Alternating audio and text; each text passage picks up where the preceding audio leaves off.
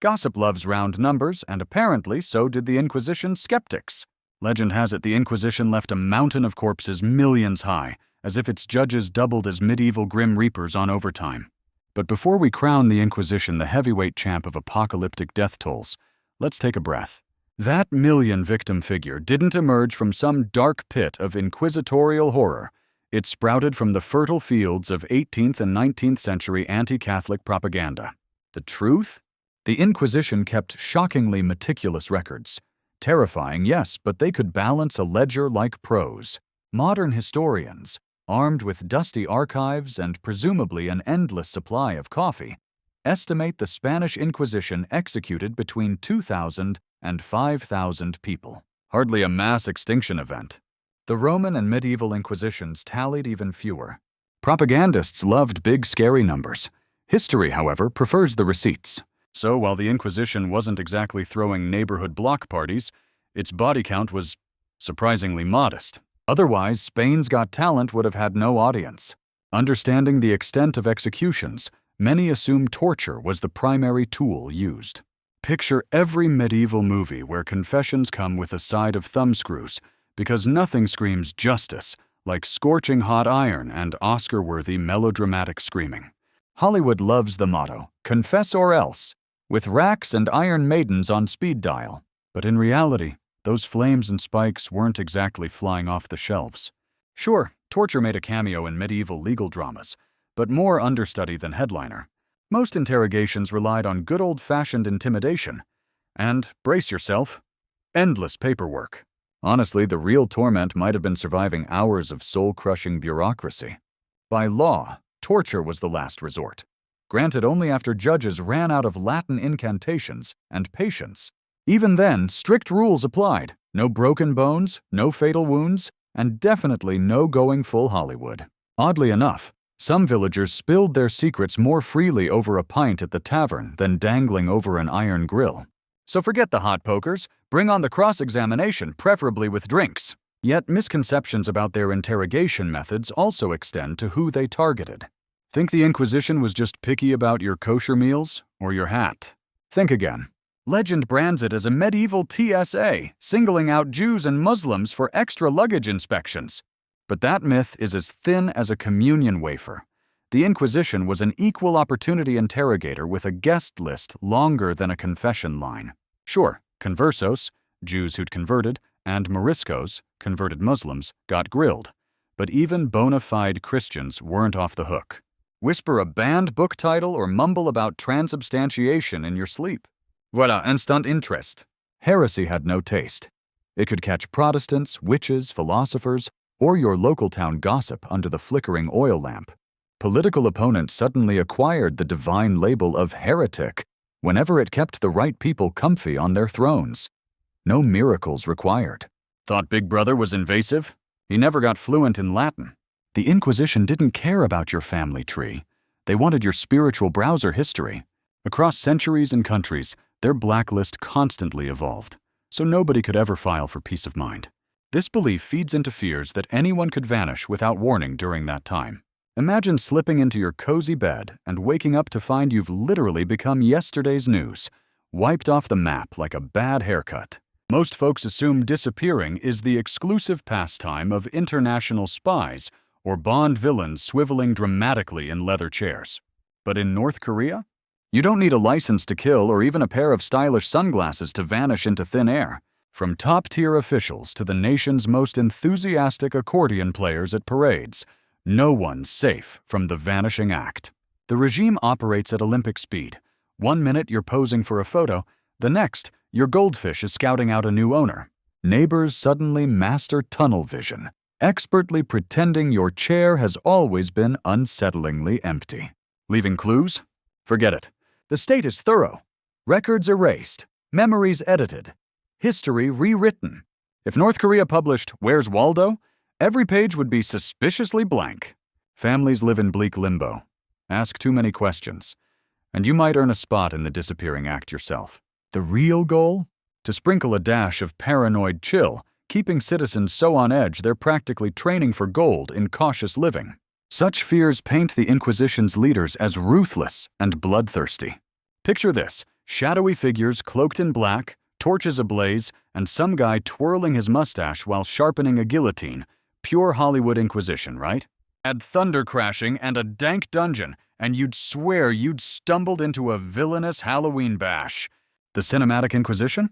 A medieval horror show loaded with torture chambers and fanatic interrogators bouncing from racks to Iron Maidens. Reality check. More bureaucrat by candlelight than chainsaw-wielding maniac.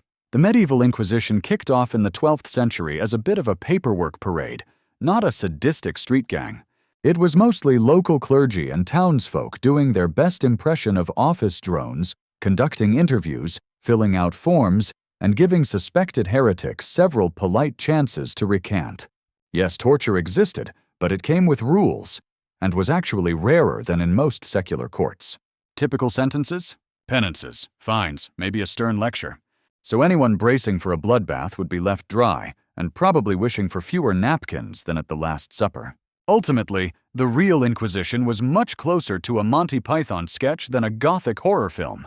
Now, let's dig into what really had everyone quaking in their boots. Part of their feared reputation comes from infamous torture devices, often thought to be inventions of Spain alone. If a museum exhibit ever made you wince, chances are it was labeled Spanish Inquisition. Step right up and admire the rogues' gallery of torture tools. The Iron Maiden, the rack, that bizarre pear-shaped thing, surely all smuggled straight from Spain's darkest dungeons, right? Popular imagination pins Spain with a medieval horror show resume, name a grim torture device, and somehow Spanish Inquisition gets the starring role. From Monty Python to grisly history podcasts, the myth lingers. Spain equals spooky torture. But let's step out of the theatrical spotlight. Most of those contraptions were about as authentically Spanish as a paella made in Ohio. The Iron Maiden? A 19th century German invention, meaning the Inquisition missed out by a few centuries. The rack? England had that torture market cornered. Spain's real weapon? Endless interrogations, and worst of all, paperwork done in triplicate. The Victorians, ever the drama queens, cooked up most of those devilish devices for shock value. Bottom line, Spain's real fear factor? Forget spiky boxes. Try filling out Form 23B in duplicate, with a guilt-tripping priest looming nearby. However, understanding these devices helps place the Inquisition's timeline in history. Think the classical era limped along until Da Vinci whipped out his paintbrushes? Spoiler alert, the party crashed centuries earlier. Here's a stubborn myth. Ancient Roman Greece just kept the produce aisles stocked and marble floors pristine all the way up to the Middle Ages. Or worse, until Renaissance artists started doodling Medusas. Truth bomb. The classical shindig ended ages before, not with a dramatic curtain call, but with the fall of the Western Roman Empire in 476 AD. Greece, always the theatrical type, handed over the keys to Rome long before. And by Rome's fall, Europe was splintering into feudal fiefdoms faster than you can say, "surf's up." The so-called Dark Ages weren't just a blackout on philosophy. Europe was too busy inventing chainmail, dodging plagues, and fending off relentless invaders to mull over democracy. So no, the toga parties had been over long before anyone dropped the word medieval. Rome left the chat well before the Middle Ages even sent a hello. Despite the era's end, the lingering fear among the Spanish population was significant. Forget what sketch comedy shows have sold you. No one in medieval Spain woke up quaking over a surprise Inquisition pop quiz. Pop culture fancies hooded inquisitors springing from behind tapestries, but the reality was less Monty Python, more DMV on a Monday morning. When Ferdinand and Isabella launched the Spanish Inquisition in 1478, the main targets were conversos, Jewish and Muslim converts suspected of religious backsliding.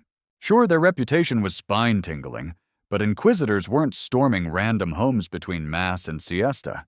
Trials were scheduled, charges clarified eventually, and surprise? That was mostly reserved for encountering yet another bureaucratic form, not a torture device. Honestly, many Spaniards lost more sleep over taxes than torches. The real zealots? Nosy neighbors wielding denunciations like medieval tattletales. Think less divine wrath, more HOA snitch. Burnings made headlines because they were rare. The true inferno was in the paperwork pile. Eventually, Spain's Inquisition sputtered out, leaving behind a legacy of red tape, proving the only thing more relentless than heresy is bureaucracy itself. This fear often led to the perception that the Inquisition operated outside the bounds of law. Imagine a robed inquisitor, chuckling as he frisbees the law book behind him. Think medieval judges with a flair for slapstick. Many today picture the Inquisition as a lawless free-for-all, like a courtroom pie fight.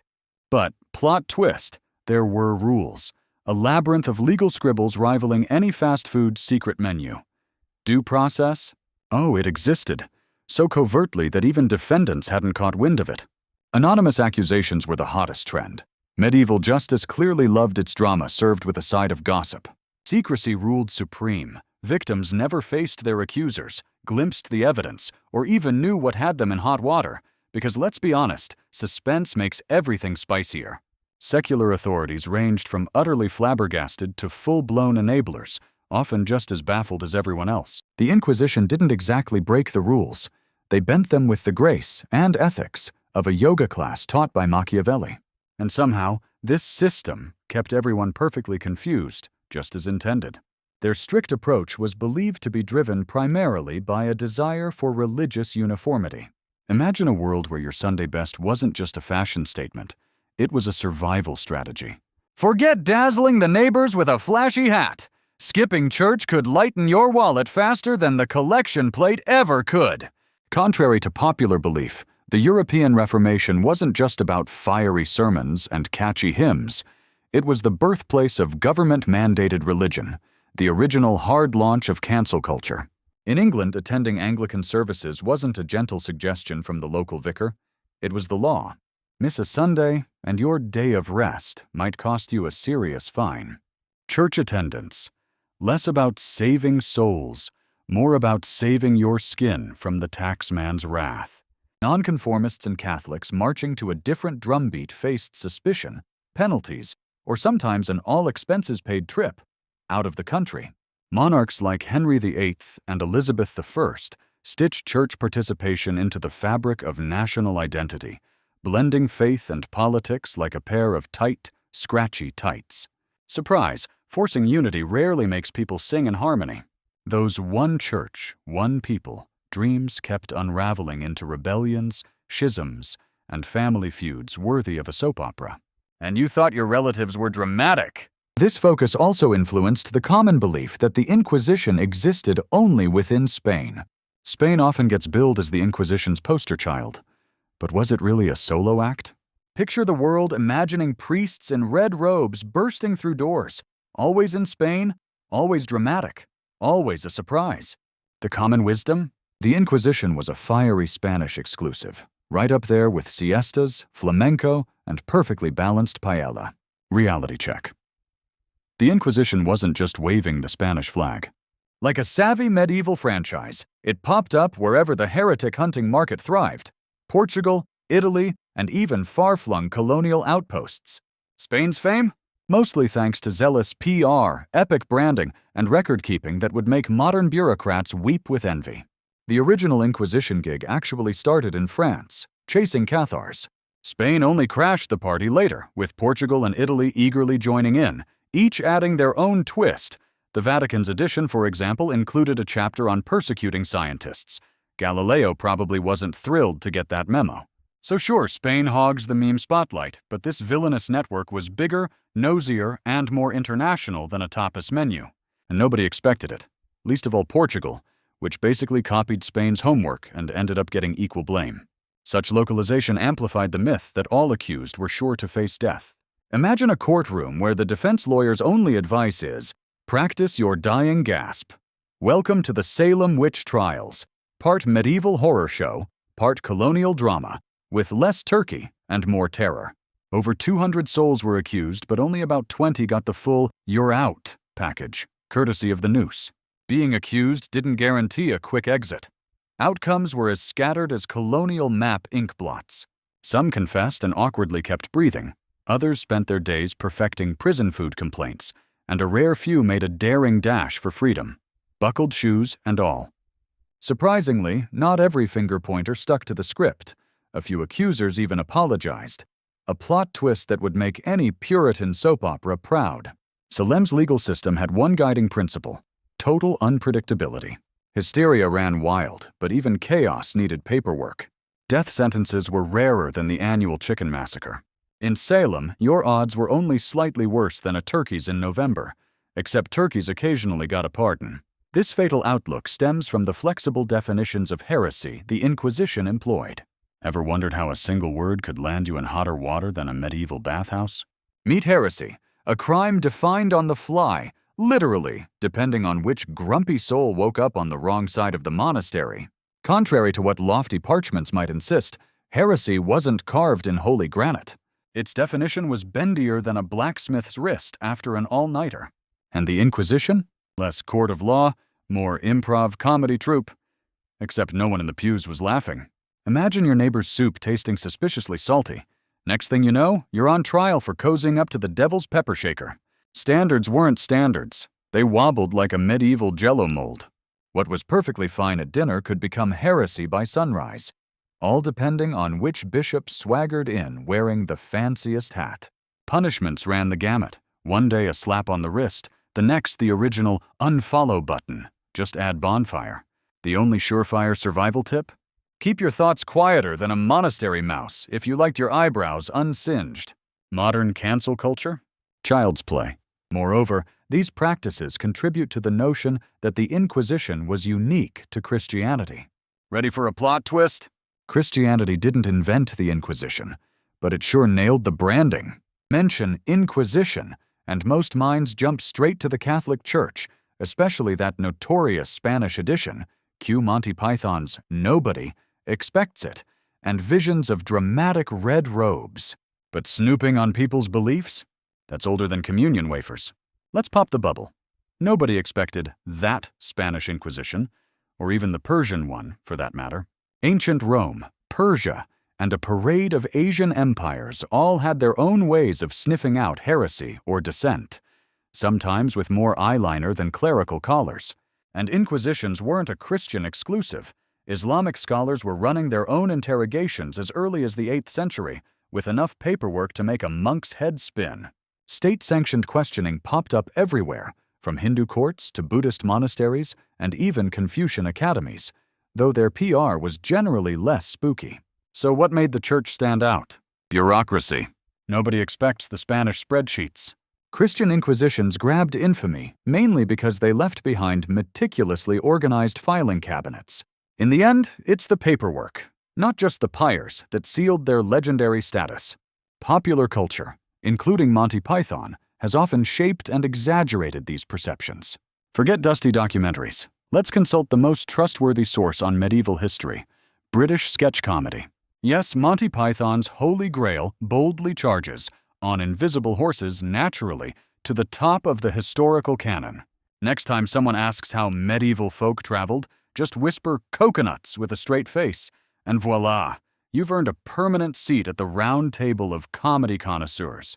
Trust Monty Python. They performed their own stunts and, well, most of their own history. Let's be clear, knights who say knee never actually existed, and peasants didn't all run anarcho-syndicalist communes, though to be fair, the mud was distressingly authentic. Monty Python's real genius is how they crank our wildest Dark Ages myths to 11. Bizarre misunderstandings, rampant superstition, chaotic politics. It sounds absurd, until you realize it's oddly close to some medieval chronicles.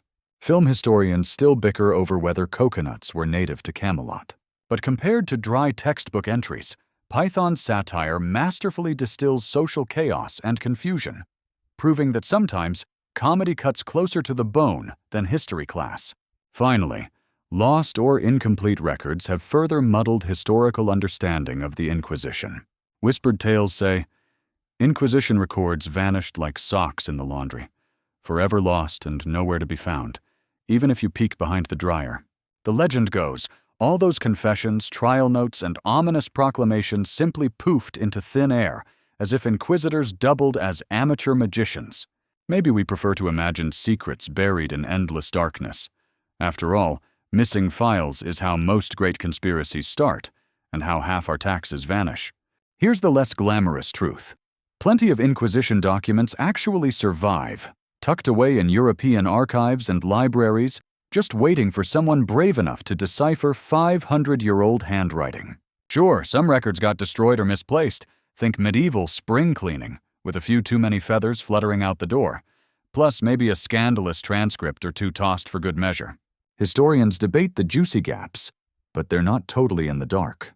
Nowadays, experts are hunting down, digitizing, and translating what's left. The paperwork we have reveals who said what, who got grilled, and who walked free. But don't expect it to spill every secret. Sometimes, history's unsolved mysteries really are just that, unsolved.